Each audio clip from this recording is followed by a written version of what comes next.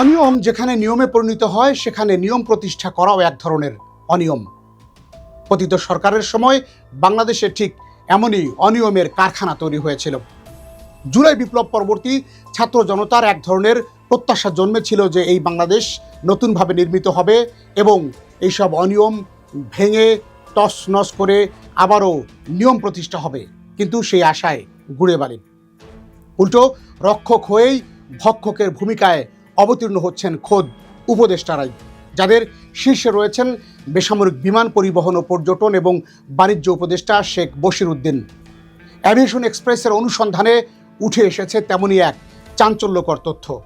অন্তর্বর্তী সরকারের বেসামরিক বিমান পরিবহন ও পর্যটন এবং বাণিজ্য উপদেষ্টা শেখ বশির উদ্দিনের মালিকানাধীন আকিজ বশির গ্রুপ এবার অ্যাভিয়েশন ব্যবসা করার উদ্যোগ নিয়েছেন। বাণিজ্য উপদেষ্টা হিসেবে দায়িত্ব পালনকালে তিনি নিজের বাণিজ্যিক প্রতিষ্ঠানের জন্য ট্রেড লাইসেন্সও করেছেন। লাইসেন্স নিয়েই আবেদন করেছেন অ্যাভিয়েশন ব্যবসা করার। মন্ত্রী সমমর্যাদার উপদেষ্টার পদে থেকে ব্যবসার জন্য নতুন করে ট্রেড লাইসেন্স নেওয়া সাংবিধানিকভাবে কতটুকু যুক্তিযুক্ত তা নিয়েই আমাদের আজকের আয়োজন। উপদেষ্টা শেখ বশির উদ্দিনকে নিয়ে প্রথম প্রতিবেদন প্রকাশ করে চ্যানেল ওয়ান, যেখানে শেখ বশির উদ্দিনের বেশ কিছু অনিয়ম সম্পর্কে আলোকপাত করা হয়। আমার প্রতিষ্ঠানের নামটা সবার সামনে দিয়ে দিচ্ছি, প্রতিবেদন করার সময় ওই প্রতিষ্ঠান ধরে করবেন। এটার নাম হচ্ছে আকিজ বশির এভিয়েশন।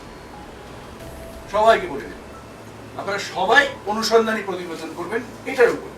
2024 সালের নভেম্বরে বাণিজ্য মন্ত্রণালয়ের উপদেষ্টা হন আকিজ বশির গ্রুপের প্রতিষ্ঠাতা শেখ বশির উদ্দিন। পরে 15 এপ্রিল বেসামরিক বিমান পরিবহন ও পর্যটন মন্ত্রণালয়ের উপদেষ্টার দায়িত্বও পান তিনি। বেবিচকের দায়িত্বশীল সূত্র জানায়, চলতি বছরের 2 মার্চ তার মালিকানাধীন আকিজ বশির গ্রুপ বাংলাদেশের বেসামরিক বিমান চলাচল কর্তৃপক্ষ বেবিচকের চেয়ারম্যানের কাছে এভিয়েশন ব্যবসা করার জন্য একটি অভিপ্রায়পত্র বা লেটার অব ইন্টেন্ট জমা দেয়। সেখানে তার প্রতিষ্ঠান B2 ক্যাটাগরির হেলিকপ্টার ভিত্তিক একটি এয়ারলাইন্স তৈরির পরিকল্পনা জানায়। দেশীয় রুটে যাত্রী ও কার্গো পরিবহনের শিডিউল ও নন শিডিউল উভয় ধরনের ফ্লাইট পরিচালনার কথা বলা হয় সেখানে।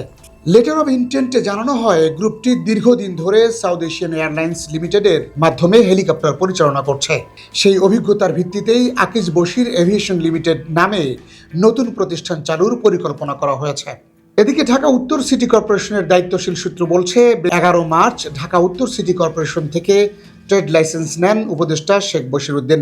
গ্রাফিক্স বন্দি ফ্রেমে ট্রেড লাইসেন্সের নম্বরটি দেখে নিন। এতে ব্যবসার ধরন উল্লেখ করা হয়েছে আমদানি, অ্যাভিয়েশন সার্ভিস, রপ্তানি।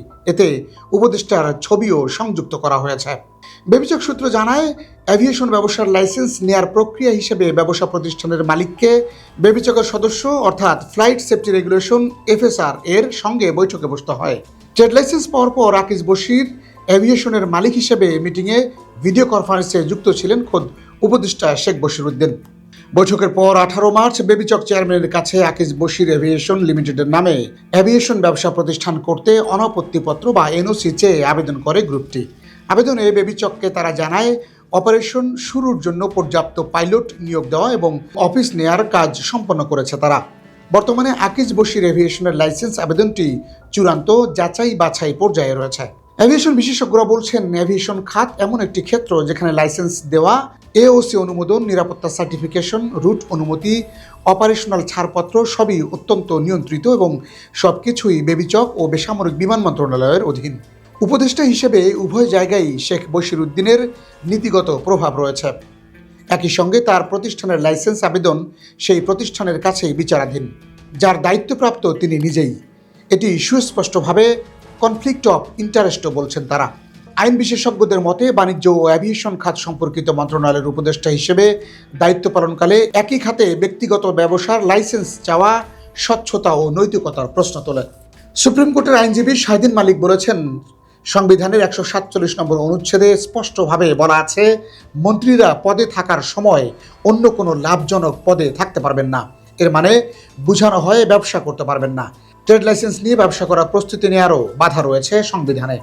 রাষ্ট্রপতি, প্রধানমন্ত্রী, স্পিকার, ডেপুটি স্পিকার, মন্ত্রী, প্রতিমন্ত্রী, উপমন্ত্রী, সুপ্রিম কোর্টের বিচারক, মহা হিসাব নিরীক্ষক ও নিয়ন্ত্রক, নির্বাচন কমিশনার ও সরকারি কর্ম কমিশনের সদস্যদের উদ্দেশ্যে বাংলাদেশের সংবিধানের 147 অনুচ্ছেদে বলা হয়েছে, অনুচ্ছেদ প্রযোজ্য হয় এইরূপ কোনো পদে নিযুক্ত বা কর্মরত ব্যক্তি কোনো লাভজনক পদ কিংবা বেতনাদি যুক্ত পদ বা মর্যাদার বহাল হইবেন না, কিংবা মুনাফা লাভের উদ্দেশ্যযুক্ত কোনো কোম্পানি, সমিতি বা প্রতিষ্ঠানের ব্যবস্থাপনায় বা পরিচালনায় কোনোরূপ অংশগ্রহণ করিবেন না।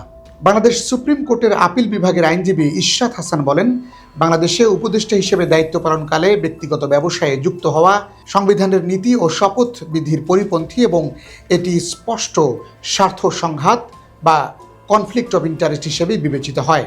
সংবিধানের 147-এর 2 অনুচ্ছেদে উপদেষ্টা জনগণের অধিকার রক্ষার শপথ নেন এবং 21-এর 1 অনুচ্ছেদে জনসেবাকে নিরপেক্ষ ও ন্যায়সঙ্গতভাবে পরিচালনার বাধ্যবাধকতা দেওয়া হয়েছে। ফলে একজন উপদেষ্টা নিজের নামে ব্যবসার ট্রেড লাইসেন্স নিতে পারবেন না।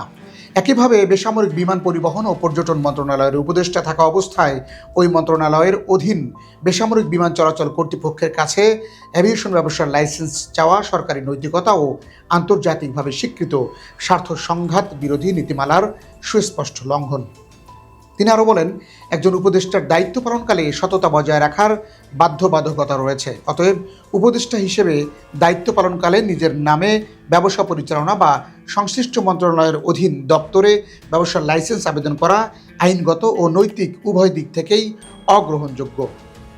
গণতান্ত্রিক রাষ্ট্র বিনির্মাণে আমলাতান্ত্রিক দৌরাত্ম্যের লাগাম টানতে সম্মিলিত প্রচেষ্টার কোনো বিকল্প নেই। প্রিয় দর্শক, আপনাদের কাছে কোনো অনিয়ম এবং অপরাধের তথ্য থাকলে আমাদেরকে জানান আর অপেক্ষায় থাকুন। অ্যাভিয়েশন এক্সপ্রেসের অনুসন্ধানী টিম পৌঁছে যাবে আপনাদের কাছে। Aviation Express.